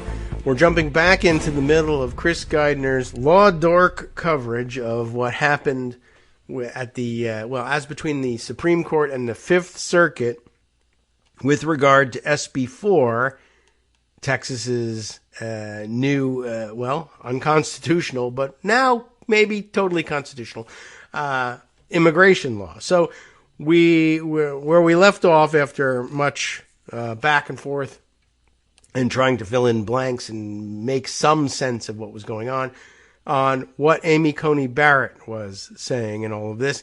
As with the Supreme Court's 2021 decision, Chris reminds us, allowing Texas's SB 8 vigilante enforcement abortion ban to go into effect by citing complex and novel antecedent procedural questions, Barrett, this time, joined by Kavanaugh, feigned helplessness on Tuesday because of the very unusual procedural posture of the case.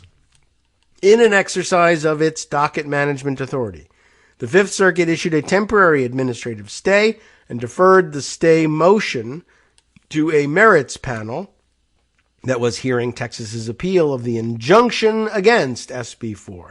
Thus, the Fifth Circuit has not yet rendered a decision on whether a stay pending appeal is warranted. So therefore, I guess we're helpless.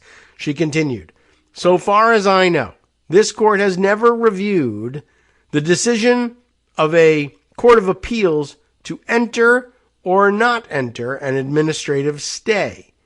I would not get into the business.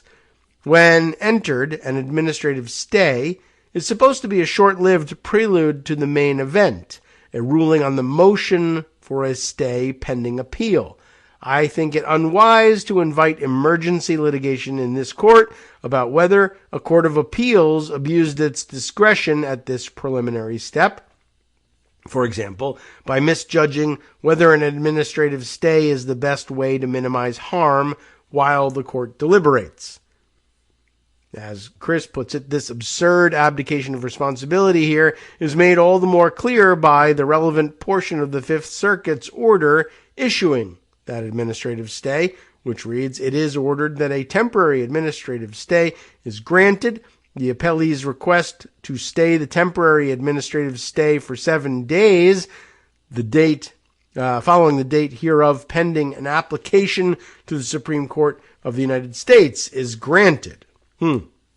Okay, even Judges Edith Brown Clement and Kurt Engelhardt in the majority on the motions panel, not the merits panel, but the motions panel, understood that this had more serious implications than mere docket management questions. To that, Barrett only responded, "It is surprising that both the parties and the panel contemplated from the start that this court might review an administrative stay." But they did. Despite that, though, Barrett and Kavanaugh refused to join their liberal colleagues in keeping the law on hold while this can be litigated, instead only signaling that maybe the Fifth Circuit needs to get its act together. The time may come, in this case or another, when this court is forced to conclude that an administrative stay has effectively become a stay pending appeal and review it accordingly, Barrett wrote, ignoring the factual reality that their vote was allowing the law to go into effect. She continued, "But at this juncture in this case, that conclusion would be premature." To that, Kagan wrote in her brief dissent, "Administrative stays surely have their uses, but a court's unreasoned decision to impose one for more than a month, rather than answer the stay pending appeal issue before it, should not spell the difference between respecting and revoking long-settled immigration law."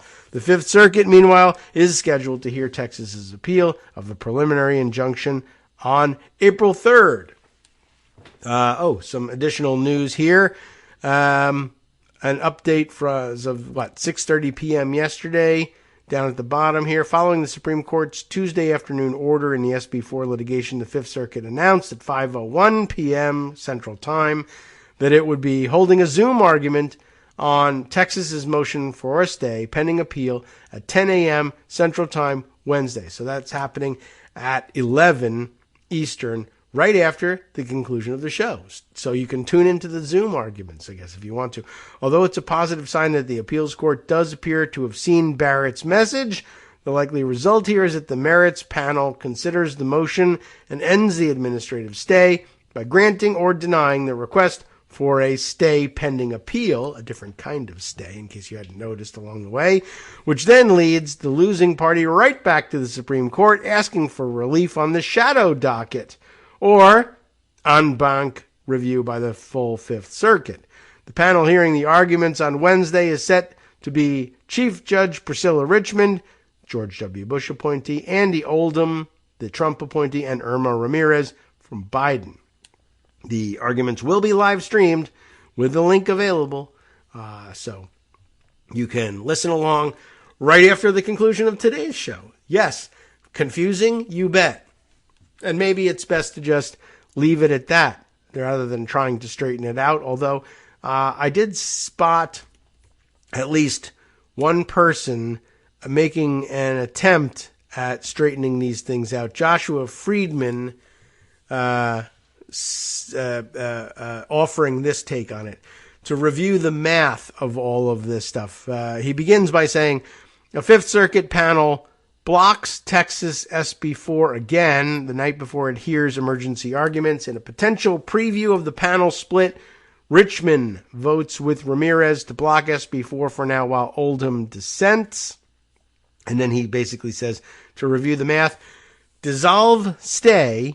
Well, I guess maybe we should read these screen grabs here, in which the Fifth Circuit writes oral argument is scheduled for March 20th to consider appellant's motion to stay preliminary injunction pending appeal. And this is not helping anybody at this point, I don't think.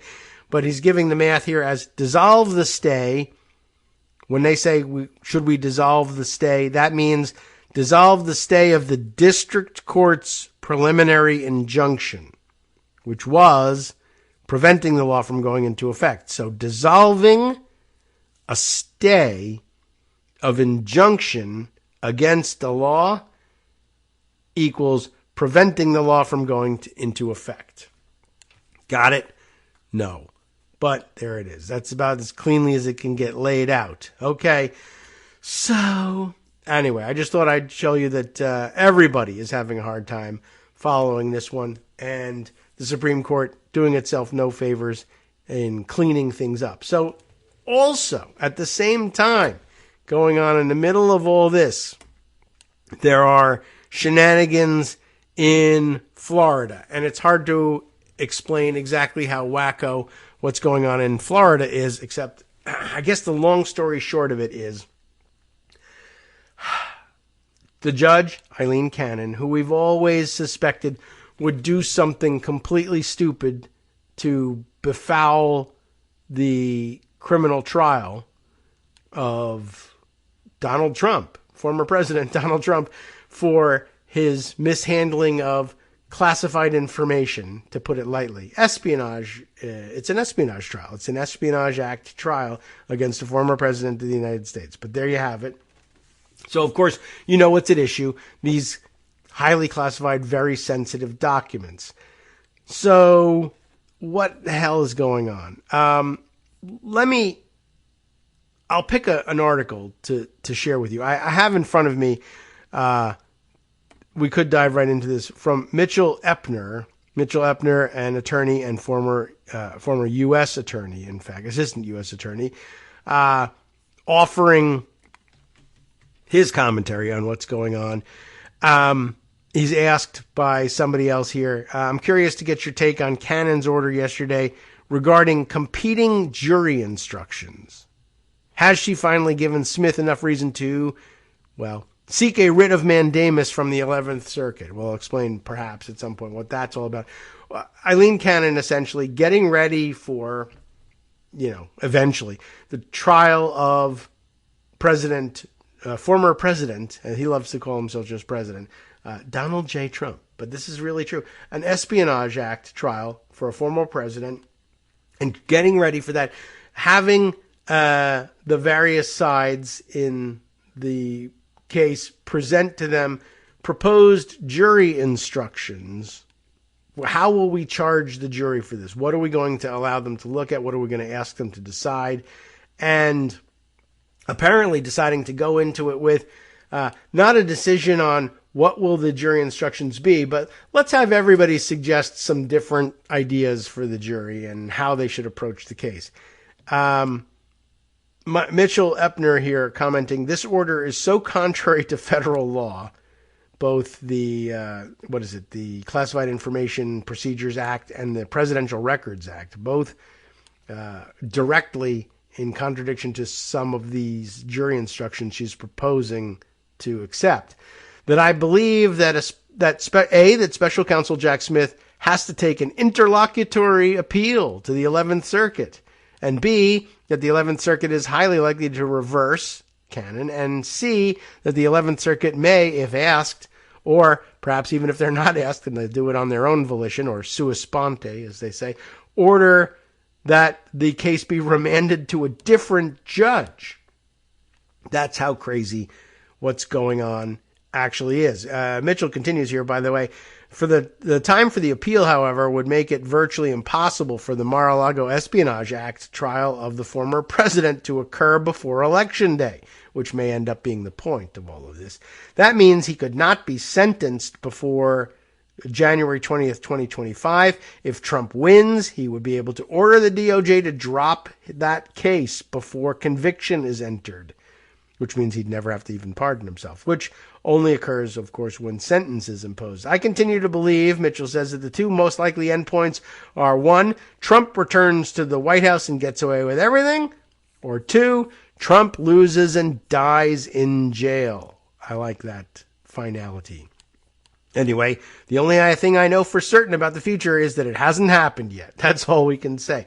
So what's going on? How crazy is it? If you were to Google Eileen Cannon this morning and look at the news listings for what's going on, you would be offered, the same news, but several different headline takes. I want to give you some sampling of what's out there, and we could decide what to read. Now, ordinarily, you might say, let's read the very authoritative New York Times, right? The New York Times offers, judge in Trump documents case draws attention for slow pace. That is true. That is true. But didn't you get the sense from Mitchell here that something more extraordinary is going on? Well, the Washington Post offers a little bit more of a clue here. Judge seeks hypothetical jury instructions in Trump classified documents case. All right, but that still doesn't tell us the nature of what's going on. MSNBC offers Judge Aileen Cannon's jury instruction order could crush Trump's classified document case. Ooh, okay. Now that's a little bit more closely in line with what Mitchell was saying, but not exactly. That was one of the byproducts of the weirdness of this case. Well, what about the USA Today? Ordinarily, one of the last places I'd turn for this sort of analysis, but they seem to be running the right or the more correct headline. Judge in Trump classified documents case proposes, quote, insane, unquote, jury instructions, experts say. Well, that really does seem to be getting to the heart of what is going on here. And to long story short it, you could also throw in the Daily Beast's headline, which is Mar-a-Lago judge, jury sees top secret files or Trump wins. Wow. What? And by the way, the Newsweek article, Aileen Cannon took the bait in Donald Trump case, says former prosecutor. Okay, what's going on? Let's start, in fact, then, with USA Today, because they have the headline that promises to get to the meat of things right away. Bart Jansen is their reporter. And again, judge in Trump classified documents case proposes, quote, insane, unquote, jury instructions, experts say. Subheader, U.S. District Court Judge Aileen Cannon proposed to instruct jurors that a president has the sole authority to declare records personal, which legal experts say would amount to dismissing the case against Trump. She wants to instruct the jury that it's okay for you to find that complete BS that Trump has made up, that it's up to him as president to decide whether something is a sensitive, highly secret nuclear capabilities document or just a personal note that he can keep for himself. That's okay for you to decide. And how will you decide it? By us showing you this classified information that no one should ever have the opportunity to see without strict top secret clearance. But who are you? Will you be cleared to serve on the jury? No, we don't ask that of jurors. Will your name be published? Will everybody know that if they want to know the latest nuclear secrets, all they have to do is follow this guy around? I guess so. Ordinarily, like if you're being charged with espionage and the charges that you shared, sold, whatever, classified information, classified documents with anybody, right? Whether it's a foreign government or whatever, and you're put on trial for that. Yes, the jury necessarily has to figure out, okay, well, at bottom, is this a classified document? Did you have possession of it? Did you give possession of it to someone else? But so you might wonder, okay, well, if these documents are so sensitive, how do you prove to the jury that they are, in fact, sensitive documents? If they're so sensitive, show them to me to prove that they're sensitive. But if I show them to you, then you'll, have classified information that you shouldn't have. Therefore, we have a Classified Information Procedures Act to govern how will this be handled. But Aileen Cannon doesn't care. We're going to do it a different way. You're going to show the classified information to the jury and convince them that, to look at it from the government's perspective, show them what was so sensitive. And then they'll say, oh, yeah, this is definitely too sensitive to just leave hanging around. But it's also permissible for you to say that the former president has the right to simply declare that it isn't. That's not the way law typically works. But, what the heck? Let's try it your way. No, let's not. Here are some key points right up at the top. Cannon set an April 2nd deadline for Trump lawyers and prosecutors to engage on her proposed jury instructions. And legal experts called the judge's instructions insane and crazy by arguing she doesn't understand the Presidential Records Act. Here's the meat of the story. The judge presiding over charges against former President Donald Trump for allegedly hoarding classified documents, allegedly, we all saw that he did it, but we still have to say allegedly, after leaving the White House, proposed on Monday jury instructions for the eventual trial that favor his claim that he declassified the records. That's an interesting thing to favor in this trial. U.S. District Judge Eileen Cannon's proposal tips the scales so far in Trump's directions that legal experts say the prosecutor, the Justice Department Special Counsel Jack Smith, might ask an appeals court to remove her from the case. Joyce White Vance, a former U.S. attorney, said the Presidential Records Act isn't a way around rules for handling classified documents because the records are still government property, not Trump's personal possessions. He's always had that problem. Expect their response to be hard-hitting, Vance said of prosecutors in a post on Substack. The bottom line is that the Presidential Records Act doesn't forgive Trump for violating criminal laws regarding handling of national secrets. Now, there's no section here. Cannon proposed jury instructions for Trump lawyers and prosecutors to engage. Cannon gave lawyers for Trump and Smith until April 2nd to submit proposed jury instructions for the eventual trial. But, she's going to, as a starting point, here's what I propose we tell the jury to do. The order on Monday came after a hearing in which she didn't resolve the dispute over whether the documents fell under the Presidential Records Act. It's hard to see how they don't, of course, because they are, after all, at bottom, he says they are certainly his from when he was president, and they are records. So it's a little tough to see how it wouldn't apply. But her order called for lawyers on both sides to engage with two possible instructions that she's proposed. In one, Cannon said the jurors should, quote, make a factual finding as to whether the government has proven beyond a reasonable doubt that the records are personal or presidential. In the other, Cannon proposed telling jurors a president has sole authority under the Presidential Records Act to categorize records as personal or presidential during his or her presidency. Neither a court nor a jury is permitted to make or review such as categorization decision. I think as is a typo. It should be A. There's an extraneous S in there. That is, we'll throw in another extraneous and make it a word that makes some sense. But she's telling, this is an interesting thing. Well, jury, you should be the finder of fact here, but I need to tell you that you have no authority whatsoever in this. The president has the right to decide whatever he has possession of is his personal possession, and you have no right to review that. How do you like that as a rule? Does everybody think that's a good rule for this? Oh, I don't know. I think that's probably a terrible one, if you ask me. President has sole authority under the Presidential Records Act, which he does not, to categorize records as personal or presidential at their discretion, and you have no authority to contradict that. Just letting you know. Does anybody think that's a bad rule? Yeah, I think it's a pretty bad rule. And it'll be interesting, too. I wonder what ordinary jurors would think of that, too. Well, first, one version of it is you could make the finding of fact about whether or not the government has proven beyond a reasonable doubt that this is or isn't personal in some way. And it's a nuclear secret. Does anybody think that that was really a personal note that Donald Trump made to himself about personal matters, nuclear secrets?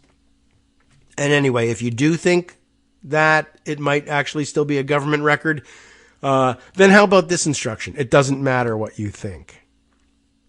So Cannon's proposed jury instructions, insane and crazy, legal experts say. Legal experts blasted the order as insane and crazy, as we know, but also nuts. That's a good one. This second scenario is legally insane, and under it, Cannon could simply dismiss the charges, said Bradley Moss, a national security lawyer. George Conway, you know him, another lawyer and frequent critic of Trump, argued Cannon shouldn't be hearing the case and shouldn't even be a federal judge. The cure for that, though, not likely. Cannon was appointed by Trump and has been widely criticized for decisions that have delayed the trial, including 2 overturned by the 11th Circuit U.S. Court of Appeals. This is utterly nuts, Conway said. Vance said both proposals from Cannon virtually direct the jury to find Trump not guilty. It turns out it's 2 pages of crazy stemming from the judge's apparent inability to tell Trump no when it comes to his argument that he turned the nation's secrets into his personal records by designating them as such under the Presidential Records Act, Vance said. Well, what is the Presidential Records Act? Well, it's a limited slip differential that distributes power equally. No. The Presidential Records Act designates all presidential records, as public property to be stored at the National Archives. Exceptions are made for personal documents, such as birthday cards that a president receives while in office. Nuclear secrets? No. Even if it's in a birthday card? No. Trump, the card you can keep. The document you cannot. It's simple. It's straightforward. It's what people think the law should be. It's what people think the law always was. Because it is. But he says it's not. And Eileen Cannon says, maybe we should tell the jury that it's okay if he says that it's not. Of course, the rest of it is administrative news, at least this next paragraph here, telling you that Trump is charged with retaining about 100 national defense documents, et cetera, et cetera. The FBI seized them. You know the story. Trump has argued repeatedly that he could take records with him after leaving the White House, despite the Presidential Records Act giving ownership to the National Archives and Records Administration. It's straightforward.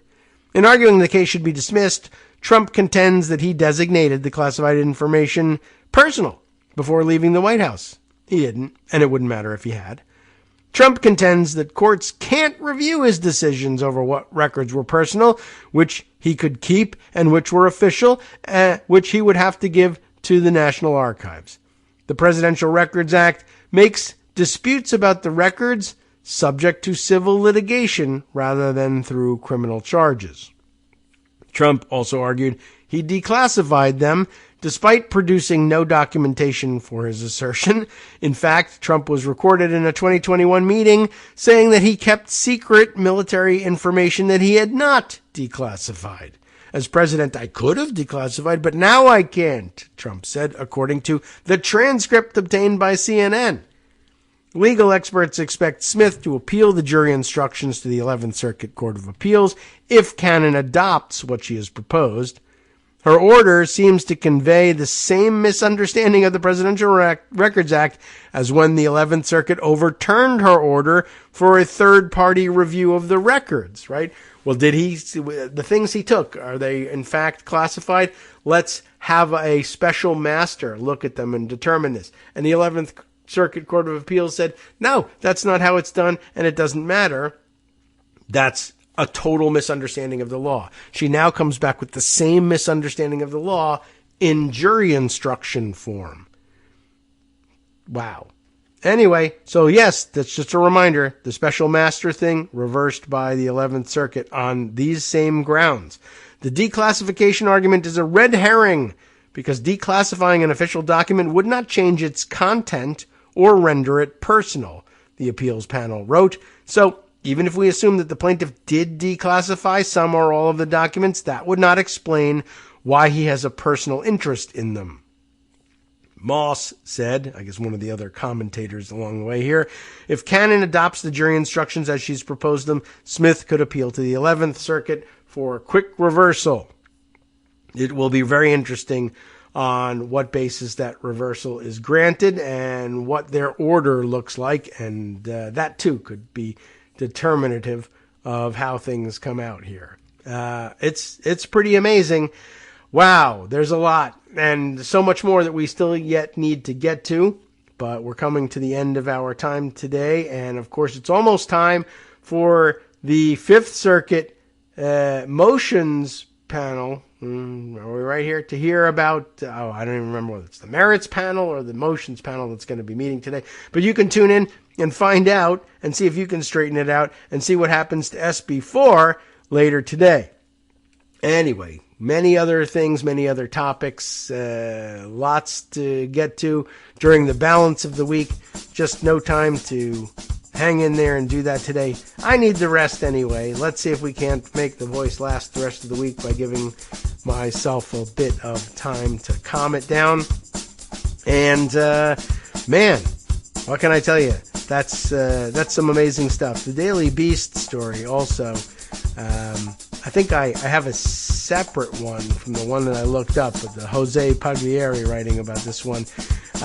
Basically letting you know what it comes down to. The Mar-a-Lago judge's stark ruling: jury sees the secret files or Trump wins. That's your choice. Either give away more national secrets to more people who can't keep them bottled up and will be under little to no obligation to do so, or Trump gets to get away with it. Now, you can't come up with a more... well, I guess the one more stark description of it than that came from Mitchell Epner, right? The two outcomes are basically Trump wins the election, in which case he orders the DOJ to drop the case and gets away with everything, or Trump loses the election and dies in jail. Or, I guess, Section 3 here. Trump loses the election and Trump-appointed judges throw the case such that he does, in fact, get away with everything without even having to bother to be president. Wouldn't that be wonderful? Networksradio.com. Not really. You have been listening to Kagro in the Morning with David Waldman. But it's good for him. Anyway, time now to turn things over to Justice Putnam for the West Coast Cookbook and Speakeasy. And here's some of what he's got on tap for you. Well, look, Trump is in total panic mode. That's good news, as he gets bad news from all sides at once, and it's an amazing sight, even though the news from Aileen Cannon sounded like it would be pretty good. Just doesn't sound like it's going to hold up.